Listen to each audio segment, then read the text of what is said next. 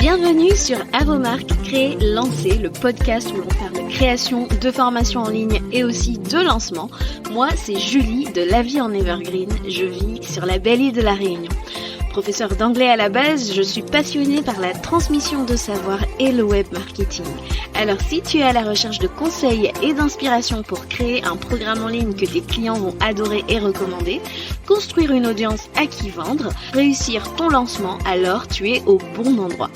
Parfois seul, parfois accompagné d'invités, mon objectif est de te donner toutes les clés pour réussir à devenir la référence dans ton domaine et vivre de ton savoir profitablement. Alors si tu es prêt, je t'invite à t'installer confortablement et c'est parti pour l'épisode du jour. Chers créateurs, chères créatrices de programmes en ligne, je te souhaite la bienvenue dans un nouvel épisode d'À vos marques, créer, lancer. Et aujourd'hui, on parle list email, puisque comme tu l'as vu dans le titre, je vais te parler des désabonnements. Au secours, mes abonnés se désabonnent de ma liste email, que faire? Alors, c'est une réaction qu'on a souvent et qui se présente à nous post-lancement. On a l'impression que parce qu'on était en campagne, on a l'impression d'avoir perdu un peu des plumes en fait, parce que on voit que tous ces prospects qu'on a travaillé, pour lesquels on a travaillé durement, qu'on a attirés à force de travail, et on les voit s'envoler et en nombre, et ça nous cause de la frustration. Et donc aujourd'hui j'ai envie d'expliquer ce phénomène par cet épisode, et je vais découper mon épisode de cette façon. Je vais commencer par les 3 raisons pour lesquelles on ne doit pas craindre le désabonnement, et puis bien évidemment je vais te donner mon plan d'action pour faire face à cette situation. Donc si tu es prête, c'est parti, on y va. La première raison pour laquelle les gens se désabonnent, c'est le cycle de la vie, tout simplement. D'accord? Les gens vont et viennent, parfois ils partent et puis parfois ils reviennent. Parfois c'est juste une question de timing. Donc vraiment, il faut vraiment dédramatiser un petit peu, parce que franchement, ce sont des choses qui arrivent sur ma liste personnellement. Parfois je vois des gens se désabonner puis revenir quelques mois plus tard. Il faut se dire que les gens en fait ont leur propre timeline qui ne correspond pas forcément à celle de notre business, qui ne correspond pas à celle de notre calendrier marketing, au calendrier des offres que on est en train de sortir. Parfois juste ils ont besoin de prendre un peu le large et de revenir quand c'est le bon moment, parce qu'aujourd'hui tu le sais, nos boîtes email sont inondées. Parfois même tu t'abonnes à un freebie, à une newsletter, et puis d'un coup tu te dis mais qui est cette personne? Et en fait c'est comme ça, d'accord? Ils sont peut-être arrivés à un moment où ton offre elle n'était pas forcément accessible tout de suite, puisque tu le sais, tu fonctionnes certainement par lancement, etc. Ils sont arrivés sur un freebie et ils ont vu de la lumière et ils ont peut-être attendu que tu leur vendes ton offre principale et c'est pas venu, et peut-être qu'ils sont allés chez la concurrence et ils ont résolu leurs problèmes depuis, et ça aussi c'est ok, tu vois, c'est un cycle en fait. On n'a pas toutes les étoiles ne sont pas toujours alignées, et la timeline des gens n'est pas forcément celle de notre entreprise. Donc ça c'est le premier point, c'est vraiment quelque chose de cyclique, c'est la vie, c'est comme ça, il y a des gens qui vont et viennent, et c'est ça en fait, tout simplement, c'est ça qu'il faut réaliser. Deuxième raison pour laquelle les gens se désabonnent à ta liste email, c'est que ils changent, d'accord, et leurs priorités aussi. Ils font du tri, et je suis sûre que toi aussi tu le fais en tant que propriétaire d'une boîte mail, d'une ou de plusieurs boîtes mail. Et parfois tu as aussi envie de pas avoir 150 000 mails de plein de personnes, et alors que t'es pas forcément en train de penser à ces choses-là à l'instant T où tu reçois ces emails-là. Donc les gens font du tri, nous aussi on en fait, et je sais très bien que quand c'est vécu du côté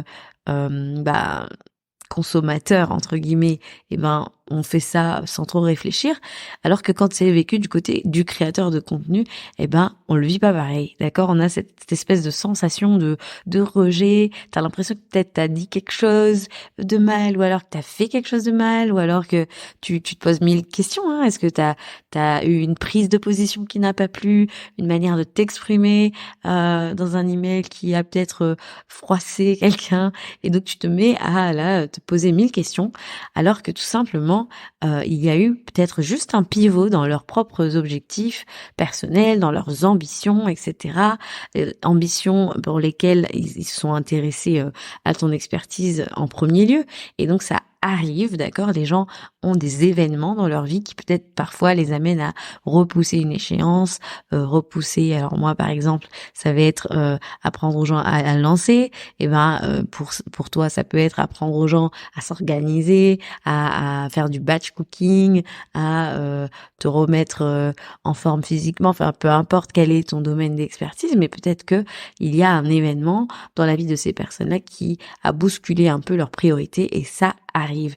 Et et je veux quand même soulever la question du désabonnement en période de lancement, parce que régulièrement j'ai quand même ce genre de message, ou alors tout simplement mes clientes qui s'affolent, hein, ça peut arriver.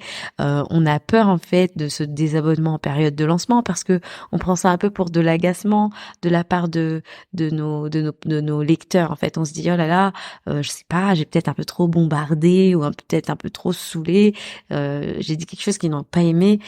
Ou alors peut-être que c'était trop, et ça me rappelle d'ailleurs que j'ai créé une FAQ, enfin que j'ai fait une FAQ sur ce podcast il y a un moment déjà, c'est la FAQ numéro 13, je te mets le lien en show notes, qui s'intitule Dois-je vraiment envoyer autant d'emails pendant mon lancement? J'ai peur de trop bombarder ma liste. C'est un épisode qui vous a plu, donc je vais vous remettre ça en show notes. Donc je reviens à mon propos. Donc on a peur en fait d'être agaçant en fait pour les gens, et que les gens partent un peu en mode fâché, vous voyez. Donc je suis sûre que ça vous est déjà arrivé, vous avez déjà lancé, mais la vérité c'est qu'il faut voir ça comme quelque chose de positif.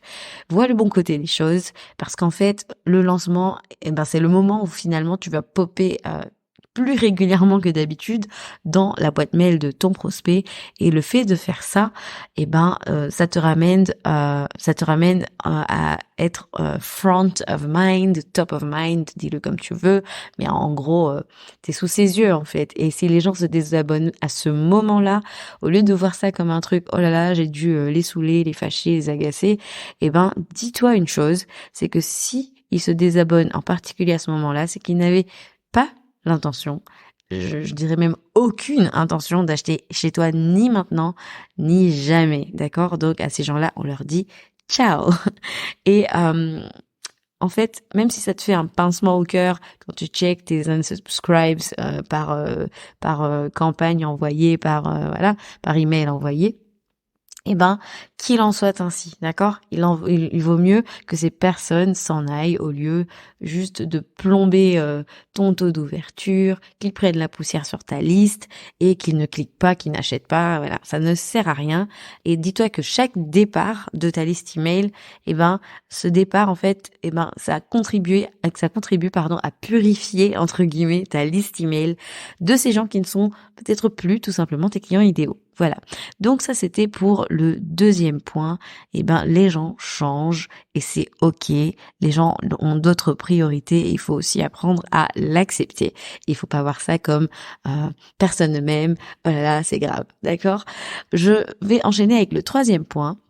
Tu as peut-être pivoté et tes offres ont peut-être évolué.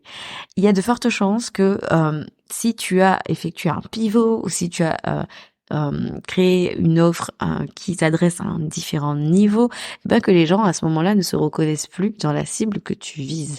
D'accord? Et si c'est le cas, ou que tu sers plusieurs niveaux de clients idéaux, il serait judicieux de segmenter ta liste. Mais là, je m'avance un peu. On va revenir là-dessus dans les solutions. Mais en tout cas, au moment où tu vas lancer, tu pourras cibler le segment qui convient en fait par rapport au type d'offre que tu es en train de lancer.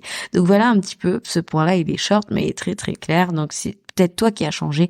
Ça me rappelle d'ailleurs au tout début quand je me suis positionnée sur cette niche du lancement, j'ai commencé par du service, et puis donc j'avais un lead magnet qui attirait sur ma liste email un profil de client idéaux qui n'a plus du tout été le même quand j'ai commencé à parler de stratégie, etc. Donc il a fallu que je revoie un petit peu ma liste. C'était plus forcément les mêmes personnes exactement que je voulais attirer. Donc tu vois, il y a quelque chose à faire aussi au niveau de l'acquisition en fait. Qu'est-ce que tu mets comme pièce maîtresse pour attirer ta cible? Là, il faut aussi checker ça et voir si ce avec quoi tu attires ta cible, et ben c'est en adéquation avec ce que tu vends aujourd'hui. Normalement, oui, en tout cas c'est pas le cas, et ben je t'invite à aller checker ça en premier lieu. Ensuite, on passe aux solutions. Quel est mon plan d'action face à ça? Alors premièrement, je dirais qu'on arrête de s'apitoyer sur son sort et on accepte que ça arrive et que ça arrive même aux grands, d'accord? Personne n'a une liste ou personne n'a de désabonnement, ça n'arrive pas, c'est normal, c'est cyclique en fait et on le disait, c'est la vie et c'est comme ça, il faut accepter que ça se passe comme ça. Toi-même en tant que consommateur d'emails d'autres personnes, tu te désabonnes et tu te poses pas une seule seconde la question oh là là, qu'est-ce que ce créateur ou cette créatrice de contenu va dire, qu'est-ce qu'elle va penser, voilà, non, d'accord? Les gens le font, ils sont dans ce même mood que toi en fait à ce moment-là, et ils n'y prêtent pas forcément plus d'attention. C'est toi en tant que créateur de contenu qui prend les choses à cœur et qui a l'impression que voilà, t'as fait quelque chose de mal. Alors non. D'accord, on dédramatise, on met de la distance avec ça, c'est pas du tout comme ça que ça se passe en réalité, la plupart du temps, d'accord? On continue surtout notre travail de fond de list building, de construction de notre liste en promouvant notre freebie, etc., en ramenant toujours du monde sur notre liste de quelque manière que ce soit, parce que les gens s'en vont, mais il faut quand même qu'il y ait des gens qui arrivent et qui arrivent continuellement, d'accord? Et aussi, c'est pas juste faire de la quantité, il faut faire de la qualité, d'accord? On soigne sa liste, on la chouchoute, on la nurture, comme on dit en anglais, on soigne sa relation avec elle. Et franchement, là-dessus, j'ai quelque chose à dire de très important, c'est que personnellement, quand j'ai commencé à faire des newsletters, parce que je savais qu'il fallait construire sa liste, etc., etc., et ben au début, bon, c'est la découverte, ok, machin, mais très vite, c'est un format qui m'a barbé parce que déjà, j'avais l'impression de ne pas savoir quoi dire. Et comme j'ai un podcast que tu écoutes, et tu l'as sûrement remarqué, c'est aussi le moyen que j'utilise pour relayer mes podcasts semaine après semaine. Je le communique par mail et les gens peuvent cliquer sur au moins un lien d'écoute d'épisode. Donc ça, c'est pour mes newsletters classiques. Donc quand à un moment, j'avais du mal à être régulière, c'est pas que j'avais du mal à être régulière, mais j'étais plus du tout animée par ce format. J'arrivais pas à trouver ce que je voulais faire et je me suis ennuyée. Et quand tu t'ennuies et que tu fais les choses en te forçant, tu soignes pas ta liste, tu soignes pas ta relation avec ta liste. Et je sentais aussi que les gens, peut-être ils avaient plus forcément trop envie de me lire ou quoi. Enfin peut-être pas non plus, mais moi en tout cas c'est comme ça que je l'ai ressenti. Et c'est là en fait que j'ai décidé de lancer la launch letter. La launch letter, si tu ne sais pas ce que c'est ma newsletter spéciale lancement qui sort chaque mois, enfin chaque premier mardi du mois, et le reste du temps c'est des emails assez classiques, d'accord?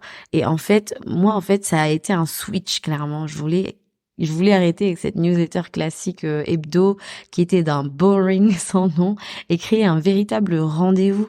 Et d'ailleurs, si tu n'es pas inscrit, je te mets le lien dans les show notes pour aller t'inscrire. Mais en gros, quand les gens s'inscrivent à la launch letter, ils reçoivent un conseil launch tout simple et actionnable, une stratégie, une ressource de la semaine, des backstage, de la veille de l'industrie à l'international, because you know me, des études de cas vraiment, et tout ça all in one en fait. C'est vraiment, j'aime bien l'appeler comme ça, c'est la Kinder Surprise des newsletters lancement. Et vraiment, le fait d'avoir revisité ce format et de l'avoir inscrit vraiment comme un rendez-vous, ça m'a permis de renouer un peu avec ma production de contenu en termes de newsletter, et ça a grave plu à ma cible. C'est sur ce type de newsletter que j'ai vraiment le plus de réponses à mes emails. Je suis pas en train de te dire qu'il faut absolument refaire ta newsletter en mode article de blog comme j'ai l'habitude de structurer forcément mes launch letters. C'est pas ce que je suis en train de dire, mais vraiment essayer de trouver quelque chose qui t'inspire et qui t'anime, parce que tes lecteurs vont le ressentir. Et un autre conseil que je vais te donner, c'est de choisir un rythme tenable. J'ai commencé la launch letter en voulant tout révolutionner parce que je voulais tellement plus écrire ces emails entre guillemets classiques, que je me suis lancée dans ce truc où je faisais une launch letter par semaine. Je crois que c'était juste un peu avant mon épuisement, où je me suis dit mais c'est pas possible. J'ai fait ça jusqu'à février, il me semble, et je me suis dit non, mais c'est pas possible, je vais pas tenir le coup. Ça me demande tellement de recherche parce que c'est vraiment un email type où je suis vraiment plus dans le fait de servir mon audience, de donner, d'éduquer, de vraiment de surdélivrer. Tu vois, je vends pas forcément systématiquement dans la launch letter, mais du coup ça me demandait un gros boulot, rien que de faire cette launch letter, ça me prenait plusieurs heures par semaine et c'était juste pas tenable quoi.